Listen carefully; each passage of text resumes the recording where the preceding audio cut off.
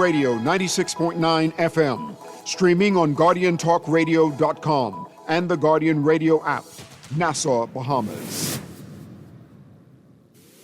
The views and opinions of the hosts and guests are their own and do not necessarily reflect the views of the management and staff of Guardian Radio.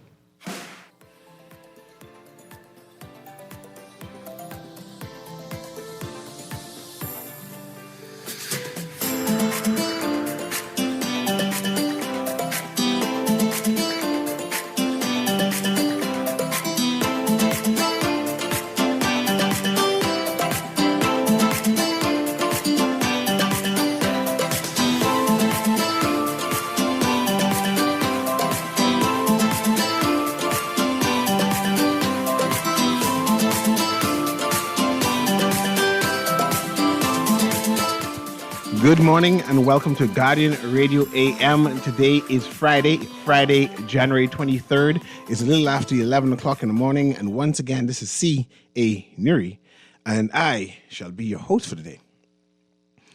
I mean, politics in the Bahamas is hot.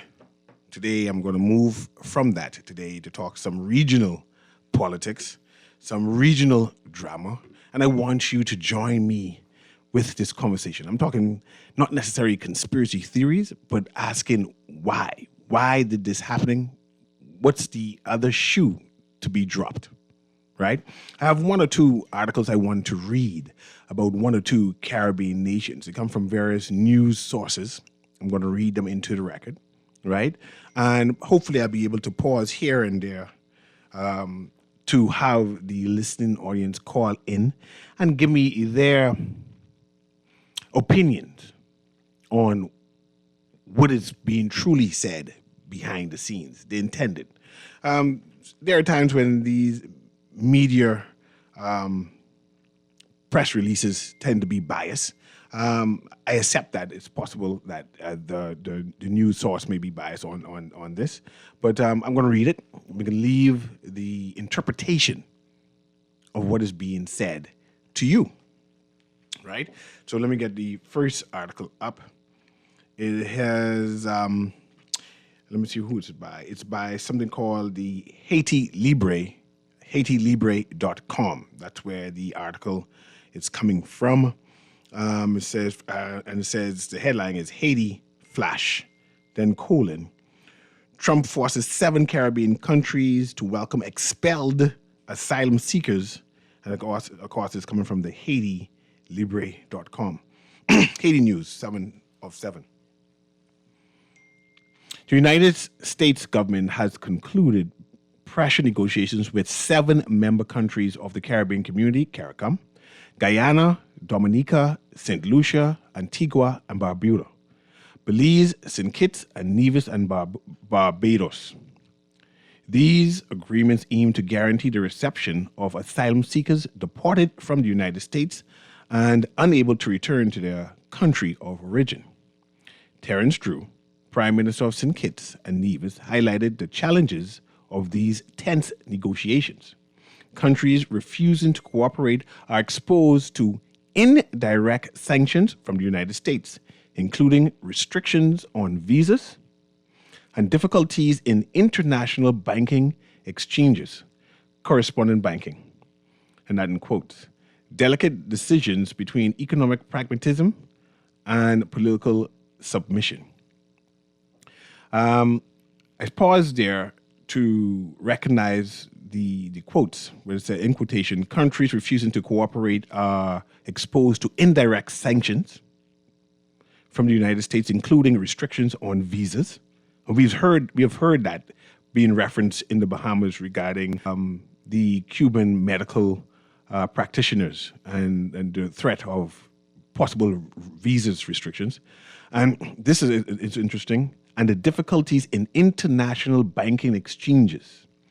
And now I want to ask the listening audience, if the Bahamas is challenged or such sanctions is proposed to the Bahamas, and our government have to make some tough decisions regarding such, is having visas restrictions and having challenges with doing banking operations, right, and not being able to use your credit card to make any kind of purchase at all, not being able to transfer money back and forth. Is this something that the Bahamians, can accept and deal with and tolerate? I will continue the article. The signatory countries of the agreement have negotiated conditions, obligatory clean criminal record for each refugee, and we're talking about the Caribbean nations, and these are the things that they propose to the United States. Obligatory, clean criminal records for each refugee, full funding by the United States, transport, accommodations, food, and aid, and priority to nationals of the CARICOM zone in the situation of migratory impasse. So the agreement, we find these Caribbean nations saying that the United States, if they send in refugees, right, they would have to take care of the refugees, right? And they went in detail about what they mean by taking care of them. They have to pay for their transport, pay for their accommodation, pay for their food and aid. And they're asking that whoever you send to the Caribbean or to these 7 countries, they want them to come from the CARICOM zone. That'll be their focus.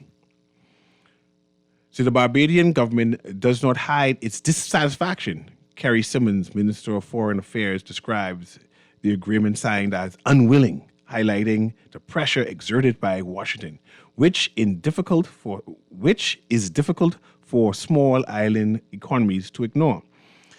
I know the Bahamas was pressed to join this, and our Prime Minister said no.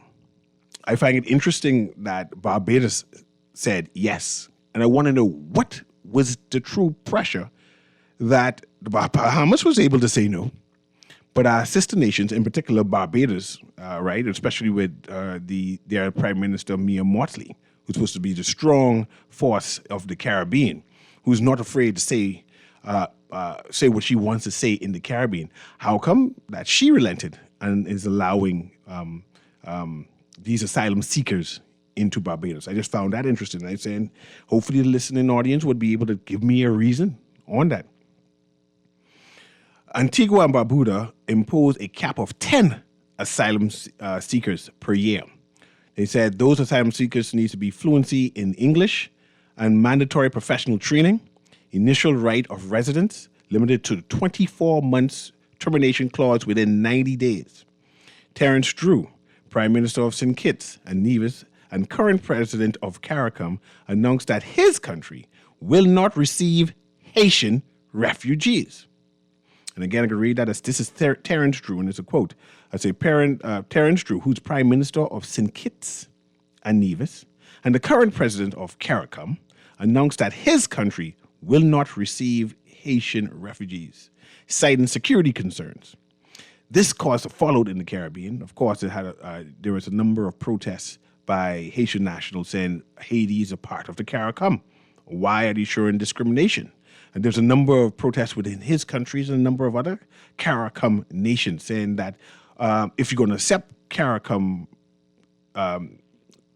citizens, Haiti also should be included, and we don't discriminate against our fellow CARICOM nations.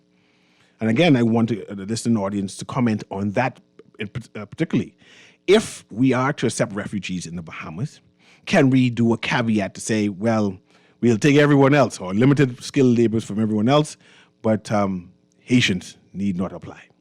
Would that be the stance of the Bahamas, or we would allow more refugees to come from that particular country? Continuing the article. This decision highlights tensions between CARICOM, where Haitian immigration is sometimes seen as a silent invasion. Guyana, in a full economic growth, sees this situation as an opportunity. The country faces a labor shortage, is seeking to attract nearly 80,000 qualified workers as opportunity for Bahamians who want to immigrate someplace else because Guyana is short labor. However, this initiative arouses strong criticism from local opposition who denounces the reception of people whom other countries do not want. The Organization of Eastern Caribbean States, the OECS, has established a technical term to oversee the implementation of these agreements. The United States has set a cap of 7,500 refugees for this relocation program for the year 2026. End of the article. Reading that last part again, 7,500 refugees the United States is poising to send to the Caribbean and to those 7 states that I mentioned earlier. I have one more article I want to read, but I'm going to go to the phone lines to have the phone lines join into this conversation. And also I'm going to go to the text line. And the question is, what do you think the Bahamas would have done? Why didn't the Bahamas sign on to this? How come Barbados signed on to this, particularly having Mia Mottley as their prime minister? What does this mean for the Caribbean? Why isn't Haiti being welcome? Haitian nationals, Haitian refugees. And why aren't these Caribbean nations accepting their citizens? If you're a citizen being deported, of course you're supposed to welcome them. So I'm not sure if this protest is even needed, because I'm sure these countries will accept their citizens. Let's go to the phone line there. This is Guardian Radio AM with CA Newry. Go ahead, caller. You're live. Corbett, pass it to the front. I can't hear it from this one. Go ahead, Corey. I can hear you now. Hey, great show. See, how you doing? I'm doing well. Right. Okay. My take on this whole situation about accepting the people, right? It doesn't have to do with the nationality. I don't care if it's Indian, American, Cuban, Russian. The reality situation is Nassau can't afford one more person in Nassau. You realize how long it took me to get from Coral Harbor to out east, going Carmichael Road on Saturday? But we know the reason for that. For 2.5 hours. But we know the reason. Afford one more human being in Nassau. But we know the reason for that. We trying to get rid of the people in Nassau now. We trying to send them in Nagua or someplace else. We can't afford one more parcel. Too much people in Nassau. We just can't. We can't do it. Nassau is just overpopulated. And just the healthcare system can't take it. It isn't a matter of nationality. We just can't absorb any more human population. You ready? Yes, sir. I don't believe Nassau is overpopulated. You don't think so? I can tell you the reason. I just tell you the reason why. I just tell you I was going to tell you the reason why it seemed to be so much traffic. We're not planned out. We have about maybe 250,000, maybe near 300,000, about 250,000 people living in Nassau. In places like Manhattan, which is smaller than New Providence, they have like 3-4 million. And there's no traffic like that. Yeah, either we need to be planned. Out west don't have no traffic. Everybody want to live central. And that's why there seems to be traffic. Now, hold on. If we had a better transportation system, right, where not everyone who would want to have cars would be on the road, then you see there'll be less traffic. That's a planned issue, not necessarily a population issue. Yeah, but see, the reality situation is, right, everyone on Nassau ain't planned. You live in Foxton Make area. it plan. Make it you plan. You have to leave home about 7 o'clock or 6 something in the morning to 8 to 9. Nassau is too crowded. And again, I'm saying that it is not crowded. It's just not planned. I don't care what you say. We cannot absorb any more person. It doesn't matter the nationality. Mm-hmm. It isn't the fact that it's Haitian or whatever. We just cannot absorb it. The healthcare can't absorb it. I hear you, and thank you very much, Colin. That's my opinion. No, nothing wrong with that. I appreciate it, and that's an opinion to consider. On Bay Street alone, we have additional 1 million plus tourists who come onto our shores, which is push our population from 400,000 to maybe nearing 2 million people, right, for one given year. We can hold more people if we plan out this nation, plan out the streets, plan out traffic. But that's something different. We're talking about the refugees and why didn't the Bahamas join in onto this? And whether we would have joined St. Kitts, I think it was St. Kitts, yes, St. Kitts, regarding and say, man, we could take everybody else from the Caribbean, but we're not taking any more Haitian nationals in particular. I want to know if that would have been the stance of the Bahamas. And if it was the stance of the Bahamas, would we as Bahamians accept that? We have another caller there. Guardian Radio AM. Go ahead, caller. Good morning. How you doing? I'm doing well. Great. My only thing would be with the influx of more refugees into the country is security and documentation issues. Mm-hmm. Right now, we don't do a good job of that, and that would be my primary concern. If you invite a large mass set of refugees, how will we track them? Mm-hmm. We have a long-standing history of dating back decades where persons are being allowed into the interior of this country, and we don't know where they are. And so, just from a security standpoint, until such time we could somehow devise a way so we could properly track the persons we have in now who may jump the border or whatever, I wouldn't welcome that. Because right now, we can't manage the persons we have. To me, it's a security risk. My last point, Yeah. I mean, Go ahead, I know man. you guys have a lot of calls. Be it someone raped a little child or molest a child, or we don't know who we have there. They melt back into the interior somewhere and we can't track them. That's to me, that's an issue. If I want to have a child, I wouldn't want that. Now, if we could track them properly, yes, but seeing the trend that we have been going on, I would welcome that. Not until such time we could find some type of way to properly document and track persons into this country. Let me ask you this. We know we have an increase of Bahamians, and I put the Bahamians in quotations because you know exactly when I said Bahamians in quotation. We have a number of Bahamians who are being deported back to the Bahamas, their place of origin. Do you have a problem of Bahamians being deported back home, even if they have a criminal record? If they're Bahamians, even then, I think you should probably track Bahamians who have done violent crimes or whatever, be it pedos or whatever. I think persons who went abroad in someone else's country and commit heinous murders or crime in itself, you should track them in such time that they may have, I guess, you could see that there wouldn't be any threat to our society. Because just because you have the Bahamian moniker, don't necessarily means that you have, you're truly Bahamian. Because we know the documentation or being a card carrier of Bahamian don't necessarily mean you got those documents properly. So, to me, everything's coming back to being able to track persons coming into your country, so as if, even tracking statistics as it relates to crime with the influx of these refugees, being able to have proper statistics to say, hold on, did the crime numbers went up or did it remain the same?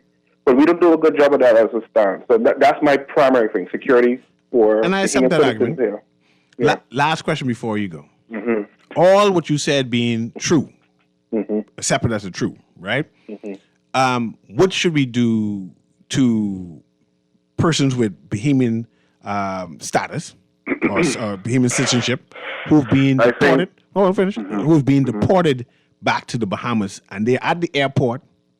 You have raised your same concerns. The concerns I give is warranted. What should we do? What should our government say to the United States when they said these are your citizens and we deporting them back to the Bahamas? Us being a sovereign country, we should ask or ask the United States to give us whatever time period we get to be able to and put the proper security protocols in place as it relates to even being able to house these persons properly, because just allowing a large influx of persons into your country without proper housing or where they're going to go will only compound the issues that we have now. So suggestion is those diplomats who may be able to have a meeting with our U.S. counterparts and say, listen, give us a time period where we can get our technologies in place, our tracking in place, even housing in place, and we're not saying that we wouldn't have them in, but we can't right now. That would be my suggestion. Thank you very much. I appreciate that. No problem. Thanks again. I can read some text and we go into the next article. This text says, Newry, if you are not aware, America is paying out plenty free money to accept and house refugees. Caribbean countries are taking advantage of the much needed windfall. So perhaps that's why they accepted the refugees, or possibly will accept the refugees. CA, President Trump is a transactional dealer. Just because the Prime Minister of the Bahamas said no to the refugees being sent to the Bahamas doesn't mean that the U.S. will not tell the Bahamas what the U.S. wants in return for not sending refugees. The U.S. might want the Bahamas to allow SpaceX to continue to use Exuma for rocket flights, or some other deal that the Bahamas can't say no to. We love conspiracies, so, but anything is possible. Babies are being born today. More people are already being added. That's the text there. Says, hi, CA. So if the Bahamas didn't take part in the agreement to accept the refugees, why did the governing party just rush the asylum bill through the House of Assembly the other day? There was no asylum bill at all. At all. There was no asylum bill. I'm not sure why people continue to say it, even though it's being explained again and again and again and again and again. There is no asylum bill.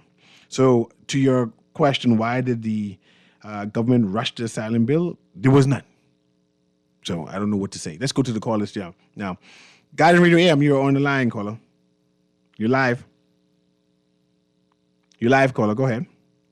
Sorry, no, I didn't call in reference to the show, actually.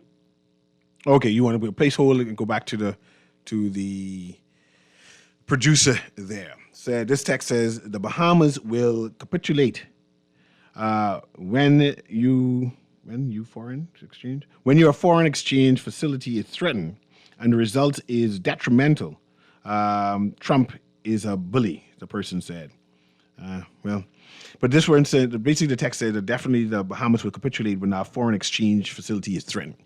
If there's an announcement, if the United States declare that Visa, MasterCard, American Express will no transaction using credit cards is going to be allowed. That means all the hotels will be shut down. Only cash to be allowed. Surely, one must assume, one must concede that more than likely the Bahamas would have no other choice but to capitulate. What do we do if our banking system is threatened? No visas, no MasterCards, no banking transaction, no sending money abroad, no paying in terms of exchange to do business, commerce. Surely that's a reason itself to capitulate. Go ahead, caller. Guiding Radio AM. Yes, sir. Good day. Doing well. How you doing? Not bad. The Trump don't have to threaten them type of things. All he has to do is threaten our pre-clearance. We sell our souls for that. And a number of people, mind you, pre-clearance is not for Bahamians to know. Pre-clearance is for U.S. citizens to have an ease of doing business and coming to and from the Bahamas. We just happen to benefit from the Americans having pre-clearance.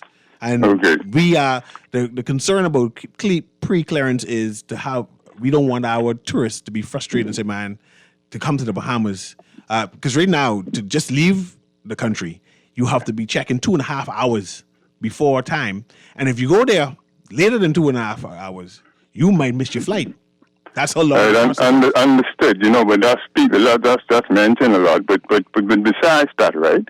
I feel like the Bahamas, right, or the Caribbean should have the free trade, and free customs. What's the name of that? The CSME. Right. You see, the problem is the issue is, right. All we need is to preserve our sovereignty to elect our governments. You see, I don't see why we can't help our neighbors without giving them the right to vote. Them and their offspring. You understand me? That's our immigration problem. Our immigration issue ain't the numbers, right? It's our right. It's giving away your citizenship and your right to vote. You see? But, we have some people, they call themselves nationalists, but yet they big on foreign direct investment. Mm-hmm. You see? And then they don't realize that a nationalist, Hitler was a nationalist, a Christian nationalist, precisely. You understand me? And Hitler, Hitler was supposed to be a socialist too. You see, but the nationalist part of it, the Christian nationalist part of it, is what was his downfall. You see, but anyway, thank you much, man. I appreciate the call. I think in the Caribbean, and us who are a part of developing nations, we tend to embrace first world, second world definitions and terms without fully understanding what it is. And a number of these terms do not reflect what is happening here in the Bahamas. But because we don't create our own terms that explain our situations, and our academics are not doing what they're supposed to do in terms of defining who we are as a people, we find that we seek out foreign terms and then we force fit these foreign terms, to explain who we are. And I think that's doing us a disservice. Okay, this text says, good morning, Mr. Newry. One of the major issues in the Bahamas is the residency of illegal immigrants in the Bahamas. Remember the Honorable Loftus Roca statement and the former PM Minnis? The Bahamas is for what? Hold on for me. Residency of illegal immigrants in the Bahamas. Remember the Honorable Loftus Roca statement and former PM Minnis?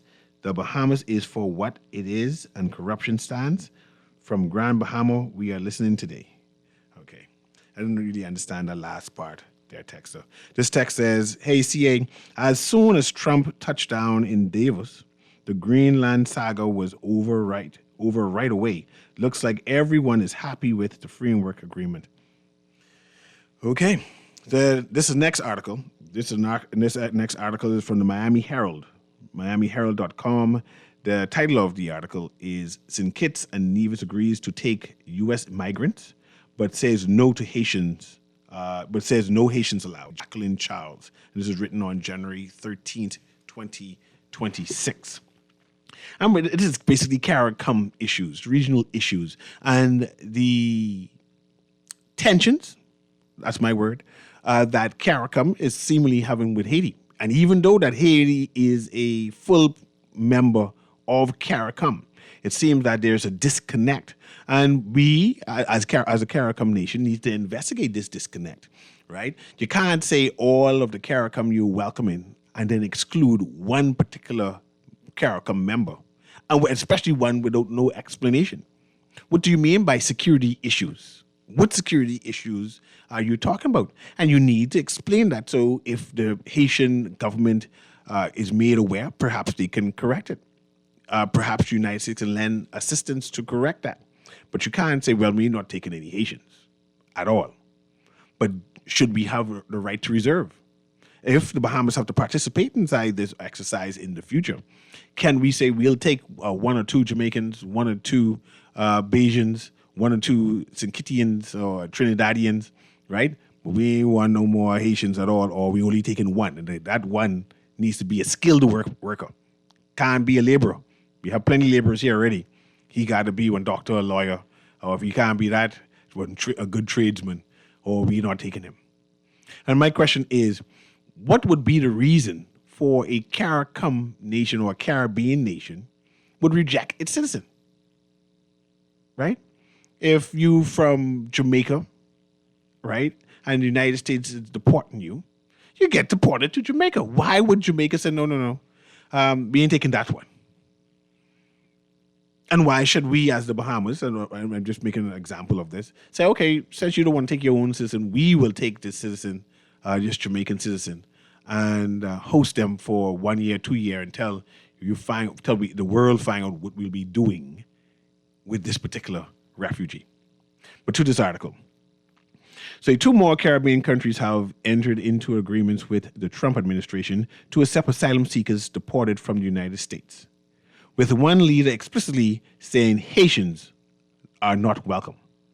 St. Kitts and Nevis Prime Minister Terence Drew said that his government has agreed to accept a very small number of third country nationals from the U.S. as long as they are citizens of the 15-member CARICOM community known as CARICOM, and are not sexual predators, have no violent backgrounds, and are not Haitians. This does not involve anybody outside of CARICOM, Drew said, as I said at a news conference late last week. This is in keeping with our character. And I will further say that because of security matters, it does not include Haiti at this time. He reiterated Haiti's exclusion at three separate points during the briefing. The exclusion of Haitian national marks the first public acknowledgement by a CARICOM member state that it has placed explicit limits on accepting nationals from Haiti, which is a member of the bloc of mostly former British colonies in their negotiations with Washington. Though Caribbean governments are known for their exclusion of Haitians and even rejections once they arrive on their shores, what makes the latest development surprising is that Drew is currently the chairman of the regional bloc. On Monday, similarly addressing the firestorm over the agreement with the United States and Haiti exclusion, he said, in approaching diplomacy, one has to evaluate very carefully what are the risks and benefits. My first objective always is to protect St. Kitts and Nevis and our people, he added. Any decision that is made with that in mind. Drew has acknowledged that the Caribbean countries are agreeing to accept their own nationals.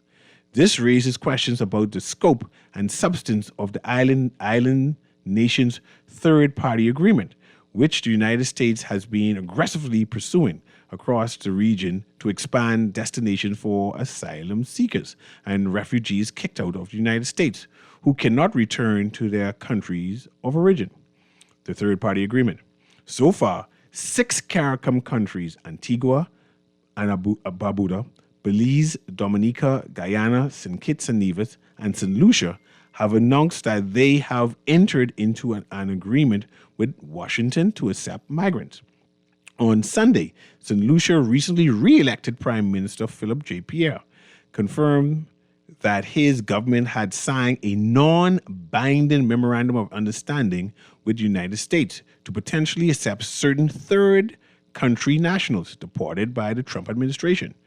We believe that stability is best secured through dialogue, diplomacy, and respect for established international norms, Pierre said during a national address announcing the decision.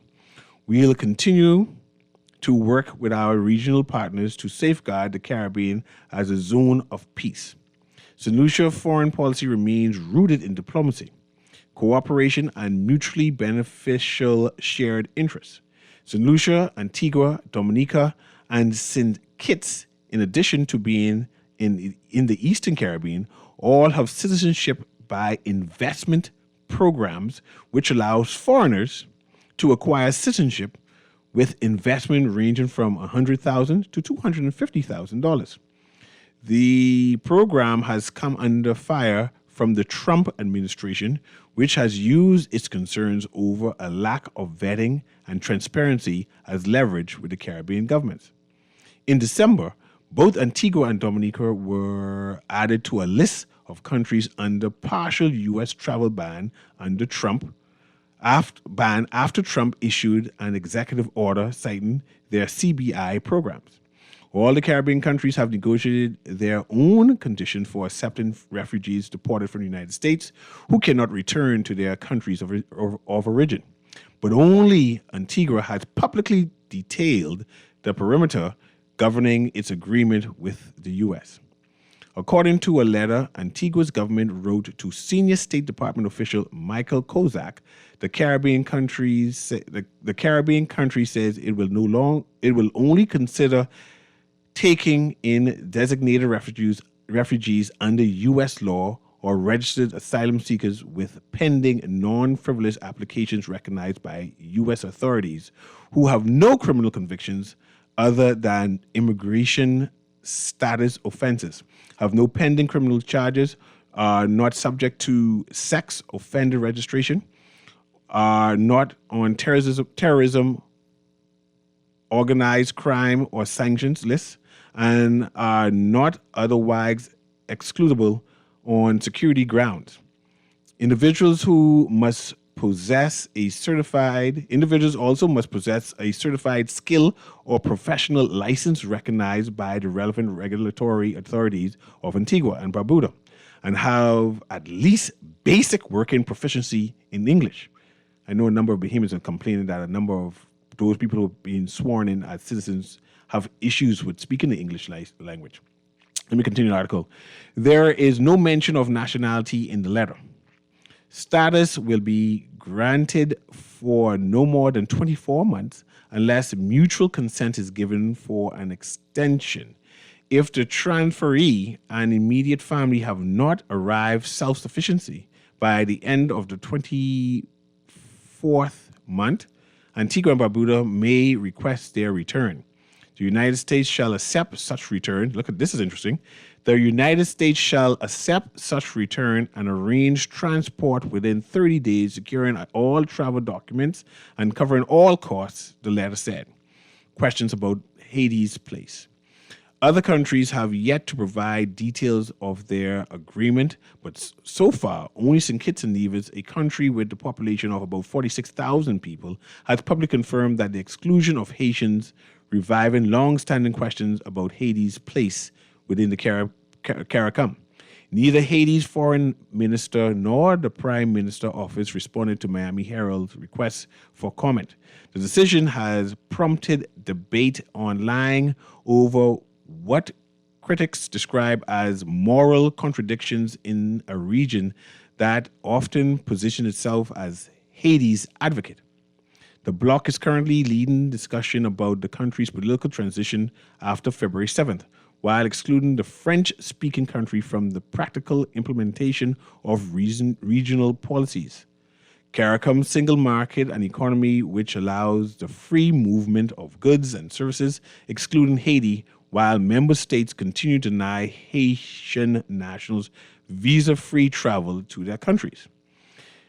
Peterson Benjamin Nicole, a former Haitian ambassador to CARICOM, said many member states, including St. Kitts and Nevis, remain reluctant to accept Haitian nationals, viewing them as a form of silent invasion.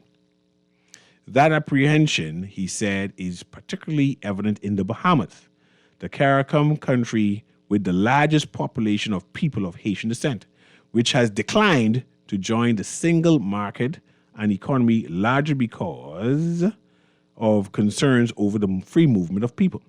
As a result, Noel said, Haiti is often treated less as equal partner in the regional integration than as a vehicle through which CARICOM can project influence internationally. Haiti's integration is framed more as a symbolic or strategic necessity than a genuinely inclusive process, he said. He added that there exists an implicit and often unspoken regional consequences regarding Haiti, one that shapes policy positions while remaining largely absent from formal discourse. This story was originally published in January 12, 2026, in the Miami Herald. The lines are filled. I see I got some text. Let's go to the phone line to discuss what I just read. That's from the Miami Herald again. Go ahead, caller. Guardian Radio AM. They mentioned the Bahamas. They're saying something here. We ain't want the people to move around freely in the Caribbean, and that is stopping progress in terms of international influence. Go ahead, caller. Hi. Hey, how you doing, man? I'm doing well. Question to you. Yeah. You have a house, right? I do. And you allow people to move in weekend, and they ain't paying no bills, but they benefit and everything. Would you accept that? No. I think that's the reason why these countries don't want them. You know, and then, but I want to hear your reasoning about this whole thing right now. I want to hear what you have to say about it. Yeah, nothing wrong with that. I tend. All right. Yes, thank you very much, Colin. I tend to be centered now and allow the government actors to make their decision. I understand the angst about freedom of movement of people. I don't think the Bahamas is prepared, and we are not preparing ourselves readily for the new world order, which will eventually be freedom of people, freedom of skilled workers. And as long as we are not prepared, as long as we're not making any effort to prepare, we always have anxiety and angst of what will come no matter what. Our job and our duty should be preparing our citizens, making sure that all of our citizens are skilled, making sure all our citizens are educated. And so that means we can't be settling for having a D average in BGCSE. We can't be settling for having Bahamians who cannot communicate properly, who cannot be socialized properly, who do not have any type of skill, either soft skill or hard skill in general. So I hear the concern and the angst and the freedom because of the free movement of people, and in this reference, particularly movement of Haitian labor in general. But if we don't prepare ourselves now, we can be overwhelmed because it's coming. Let's go to the next call. Guardian Radio AM, you're live. Go ahead, caller. Let's go to the next call. You're live. Go ahead, caller. Hello. Hello. Turn on your radio and talk to me. Yeah, good morning, Mr. Newry. Good morning to you. Yeah, this is a great conversation. You said something very crucial. We'll be overwhelmed, right? So I just want the Haitian community, Haitian Bahamians, full-blood Haitians, et cetera, to appreciate the Bahamas and realize that as a result of the stipulations by the other countries as to why they don't want them, right? And we are suffering from that now. And so we see where we have grown up in a number of them, and then they still shouting there's Haitian. And they don't want any allegiance with us, even though there's some. I know a friend of mine who's married to a Haitian lady, and she ended up with everything. So what I'm saying, not basically just half up, but what I'm saying is they must appreciate the Bahamas. So all of a sudden now, it's like we have moles here. So I can't blame the country for saying they don't want them. Because you want to say something? No, man, listen to you. Go ahead. So as you talk about free movement of people, let us juxtapose the Leviathan to the north, right? America. Some people say down America, right? Watch this now. We are not allowed to move freely in there anymore as we see the scrutiny. So you can't see the madness that the geopolitics is creating, whereby I told you guys, see, sometimes you have to read between the lines. What happens is Haiti has a population of 12 point something million. Our European colonizers and our neighbors to the north realize that by allowing this, they can destabilize the whole third world sub-region by giving just Haiti alone. And so, if the Bahamas is one of the smallest nations, why should we end up with the most the number of Haitians, numerology-wise? That's what I'm saying is. So and then all of this scrutiny about financial status, this is no different from when I'm juxtaposing this when a poor black man goes to court. We know that money, even as right now, the judges cannot give the discretion in the magistrate court and give bail. You have to go to the Supreme Court and apply for bail, which is about 15 or 10 grand. So I don't want to hear about who's poor and who's impoverished and the reason for not, even from the West Indian Federation, started from 1959, all these attempts to unify the Caribbean region, right? So maybe this is why we are weak. But how much more migrants can we take, whether they be Haitians or whatever? But what I'm saying is, we always say, well, why are we picking? We're not picking the Haitians. The Haitians are really picking on us, because they are taking advantage of us and they're overwhelming us. But we are sitting back and pondering and wondering how much of them we should allow. And I live in the inner city. But anyhow, let's put some shanty towns out like Keen out west and out Cable Beach, and then let's see how much we really love them. All right? Because what I'm saying is, I seen it. All right? My daughter didn't ask me why Haitians here, She said, why so much, Daddy? It's not why they're here. We love them. But they need to love us back and respect us and stop the subjugation. T.G. Morrison mentioned some of the other day. So what I'm saying is no one is addressing the Haitian community because we don't want any violence and any problem and any schisms on our streets. You see? With the motorcycle gangs, et cetera, et cetera. You said something also very important about skills. I went to BTVI also, And let me give a quick story. When you see a young man reach 25 to 35 and he doesn't have a skill, only the skill to kill, that's what is destroying this country. We have a lot of young men around here going on their 40s and don't have a trade. Let me tell you something. I had an electrical problem in my shop the other day. I told you I did the electrician, I went to BT5. You know what caused the problem? A frog and a short on my distribution panel. I couldn't believe that. But what I'm saying is, I never called an electrician in my life. So these skills pay off for me. As even though I'm an upholsterer, I have many, that's only 2 skills. So what I'm saying is without the trade, they are lost. And the drug trade is a trade, but it's too dubious. I appreciate you, 52. Yeah. Let me squeeze in these other callers now. Thanks very much. Patch all these callers in. I want all of them get to talk today. Go ahead, caller. Guiding Radio AM. You live? Yeah, good morning, Speaker. Good morning, CA. Good morning. Go ahead. Okay, now, according to the World Health Organization, they state that anytime any nationality exceeds, this could be a good negotiating power for the Bahamas if they pay attention to standards.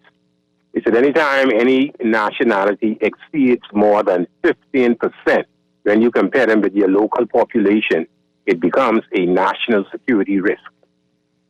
That's what it is. You should not allow any nationality to outnumber or exceed that 15% threshold for national security purpose. We don't do any data or anything like that, so we don't know exactly how many persons are here. Start with. That alone is very, very, very important. And then we don't have the infrastructure. We don't have our healthcare system is overburdened. Our classroom spaces are being overrun. The other is xenophobic. Nobody is nothing. But those other countries who probably rejected the notion and perhaps would face some sanctions with visas, etc., they are probably adopting America policy, which is putting their citizens first, putting their country first. Okay. And that's a good strategy that Trump can't really refute because he's looking out for America and putting America first. Why can't these countries put their citizens in their country first? I appreciate without having sanctions imposed on them. The U.S. occupy the Bahamas, and I heard you stated, you said the Bahamas have the largest concentration of migrants from Haiti here in the Bahamas. What are we showing off for? To the detriment of their own citizens. Because you go into PMH now, tax-paying Bahamians who doesn't have insurance are laying out on gurneys. Let's invite the U.S. officials, invite them to do a tour of PMH to look at Bahamians. That's where we start negotiating. Invite the whole entire persons who are pushing that policy and ask them if they would accept us. If they think we could accept more. I appreciate you. If they have any moral compass, they would say no. They would agree with us. But our politicians are not going to do it because many of them in the international community, perhaps it seems like they're compromised. Bear in mind now that Roker case revealed a whole lot of things when his lawyer spoke about this systemic corruption in the armed forces. And we'll definitely talk about that. But let me squeeze all these callers in there. Get the next caller there, Kermit. I'm trying to get everyone to speak a little bit. Go ahead, caller. You're live. No? Let's move on to the next one then, Kermit. Go ahead, caller. You're live. Hi, good morning. Go ahead. You're live. Go ahead. It's amazing how the same callers call the show, right? It's amazing. After their contribution, they will say that they are not xenophobic. It's amazing. 52 and the previous callers, yes, their tone has been xenophobic towards Haitians, man. Come on, man. Stop it. Oh, that's foolish, right? It's foolishness. Stop it. I appreciate it, caller. Let's go to the next one. Let me squeeze the next caller. Go ahead, caller. Guy and Radio AM. Hello. I'm trying to squeeze you in. Go ahead. Oh, yes, sir. This guy, I just listening to the caller just called just now. He's talking about who's being xenophobic, right? But Haitian people are not being very nice to Bahamian people. They are very violent. And today, in today's world, I'm 62 years of age. Today, they are more rooted than ever before. They have an attitude towards Bahamian, and they don't like us. And that's all I have to say about that. I appreciate you, caller. Let's move to the next one. I'm squeezing everybody in. Go ahead, caller. Yeah, man. Good day. Mr. Newry. Go ahead. Yeah, I can piggy right back on the last caller, right? Because what he said is really, really true, right? The Asian people today, I ain't talking about the ones I grew up with because, I still have them as my friends. But the ones who just reach, right? The ones who can't speak English and they ain't no way Farm Road or Blue Road or Market Street or no place else is, right? Them said, they are very, very disgusting and against the Bahamian people. But xenophobia, every nation has xenophobia because xenophobia is what protects culture. If you ain't xenophobic against your culture being destroyed, it will be destroyed. So these Haitian people have to understand who in this country, calling this radio, talking xenophobia, have to know that every nation has xenophobia because that's the only way they can exist. Let's be real and have a nice day, sir. Thank you very much. Let me squeeze the next one in. Kermit, go ahead, caller. You're live, squeezing everybody in. Quickly. No, caller? You're not there? Really do. have a problem in this country with the illegal immigrants. There are just too much. If you go on all the construction sites, only the Haitian people doing all the jobs. There's no more Bahamians doing nothing because it's just cheap labor. And everybody know that. Why we playing like we don't know what's happening in this country? Cheap labor. You go now to these fast food joints now, all the food stores now, only the foreigners working besides Bahamians, knocking out Bahamians, them taking the job from Bahamians. And the government got to be true. Why won't they bring lawyers and doctors who could take their job from them?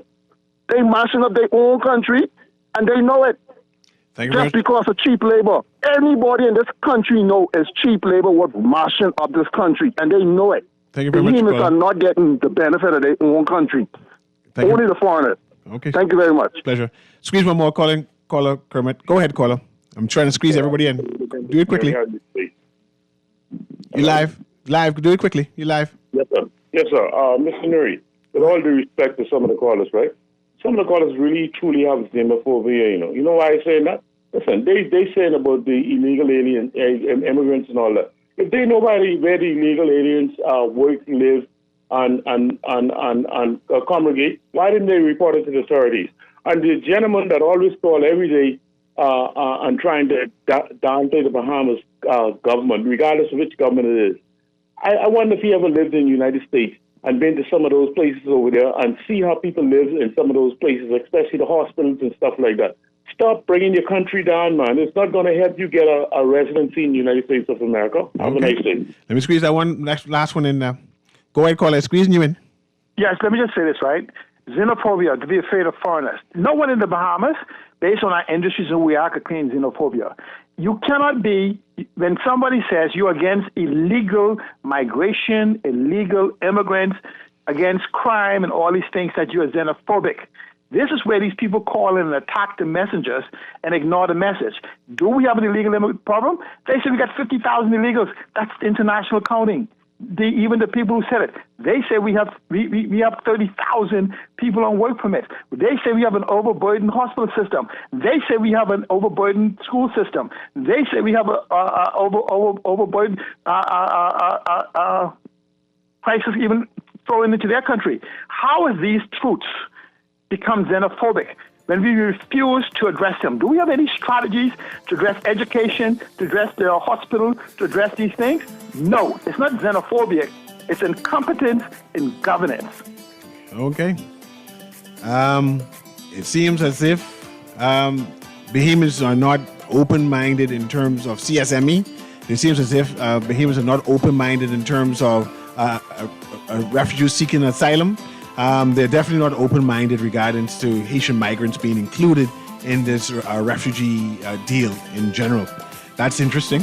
I will need to continue this conversation. There's a number of texts I'm going to take pictures of so I can read it in the future. But this has been Guardian Radio AM with C.A. Newry. Have a wonderful day.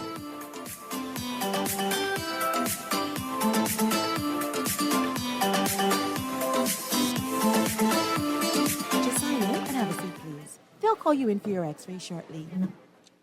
That's why they call it a waiting room. You won't have that problem at 4th Terrace Diagnostic Center or Imaging at Grosvenor. We never schedule multiple appointments, so you'll be in and out in no time.